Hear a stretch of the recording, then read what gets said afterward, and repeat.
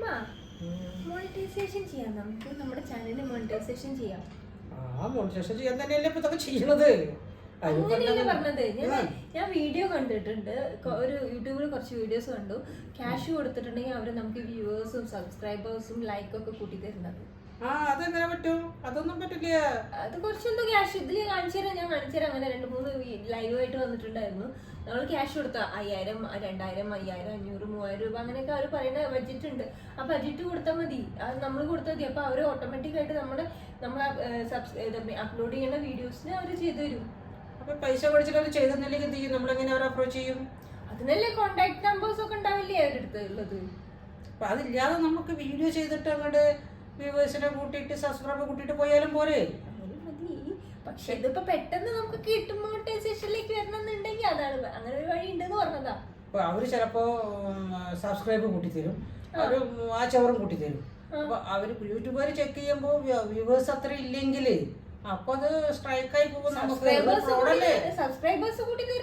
Subscribe ഉണ്ടാവും, പക്ഷേ watch അവർ ഉണ്ടാവും, വ്യൂവേഴ്സ് അത്ര ഉണ്ടാവില്ല. ആരെത്ര കണ്ടു എന്നൊക്കെ യൂട്യൂബുകാർ ചെക്ക് ചെയ്യും. ഇത് എളുപ്പമുള്ള പണിയല്ല, ഇത് ആൾക്കാരെ പറ്റിക്കണ പണിയാണ്.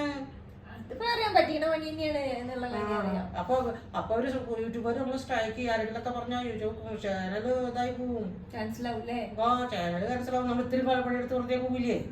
അപ്പൊ നമുക്ക് ഒരു കാര്യം ചെയ്യാം, മെല്ലെ വീഡിയോ ചെയ്ത് സബ്സ്ക്രൈബർ വേണം എന്നുള്ളത് വീഡിയോയുടെ അവസാനം പറഞ്ഞ് എല്ലാവരെ കൊണ്ട് സബ്സ്ക്രൈബ് ചെയ്യിച്ചിട്ട് നമുക്ക് മെല്ലെ മുന്നോട്ട് പോയിക്കൂടെ? അങ്ങനെ മോണിറ്റൈസേഷൻ ചെയ്തൂടെ നമുക്ക്? അപ്പൊ നോർമലായി നമുക്കിട്ട് പോവാം. നമുക്ക് അല്ലാതെ ഇപ്പൊ എളുപ്പവഴി പോയിട്ട് ഇത്രയും പണിയെടുത്താ അതൊക്കെ പോയി. എളുപ്പവഴിക്കൊന്നും ഞാൻ പോവില്ല, അതൊക്കെ വളഞ്ഞ വഴിയാണ്. അത് നേർ വഴിക്ക് പോയില്ലെങ്കിൽ മൂക്കുത്തി വീഴും. അതൊക്കെ ഫ്രോഡുകാരുടെ കൂടെ കൂടിയിട്ട് നമ്മൾ ചെയ്ത് കഴിഞ്ഞിട്ടുണ്ടെങ്കിൽ അതൊക്കെ യൂട്യൂബുകാരൊക്കെ കണ്ടുപിടിച്ചാൽ അതൊക്കെ വലിയ പ്രശ്നങ്ങളല്ലേ?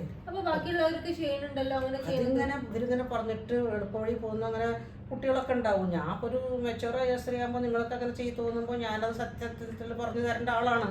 അത് ഞാൻ ഇപ്പോൾ നിങ്ങളെ കൂടെ അതിൽ കൂടെ കൂടിയിട്ട് ചെയ്യാൻ പറ്റില്ല എനിക്ക്. നമുക്ക് വീഡിയോ ചെയ്ത് 2 മാസം കൊണ്ട് പാവണില്ലെങ്കിൽ 3 ഇപ്പോൾ നമ്മൾ 4 മാസം കൊണ്ട് വീഡിയോ ചെയ്യുന്നുണ്ട്. നമുക്കിപ്പോൾ ഏകദേശം ഒരു 100ഓളം സബ്സ്ക്രൈബർ ഉണ്ട്, ഇത്ര വ്യൂവേഴ്സ് ഉണ്ട്, 1000ൻ്റെ മീതിയോ എത്രയോ വ്യൂവേഴ്സ് ഉണ്ട് നമുക്ക്. അപ്പോൾ പിന്നെ അതും കൂടി ക്യാൻസൽ ആവാതെ നമുക്ക് അതിൻ്റെ പിക്ചറിൽ പോകും. അപ്പോൾ 4 മാസം കൊണ്ടായില്ലെങ്കിൽ 8 മാസം കൊണ്ടോ, 8 മാസം കൊണ്ടായില്ലെങ്കിൽ 1 കൊല്ലം കൊണ്ടൊക്കെ ആവും. അങ്ങനെ നമുക്ക് മെല്ലെ പോകാം. ഇപ്പോൾ അത് നമ്മൾ തുടങ്ങിയിട്ടല്ലേ ഉള്ളൂ. ധൃതി പിടിച്ച് പോയിട്ട് എല്ലാ കുഴപ്പത്തിൽ നിന്ന് ചാടാതിരിക്കുന്നല്ലേ അതിനൊക്കെ നല്ലത്. അപ്പോൾ നമുക്ക് വീഡിയോ തന്നെ നമുക്ക് കൂടുതൽ ബെറ്ററായ വീഡിയോ ചെയ്യാൻ നമ്മൾ ശ്രമിക്കാം.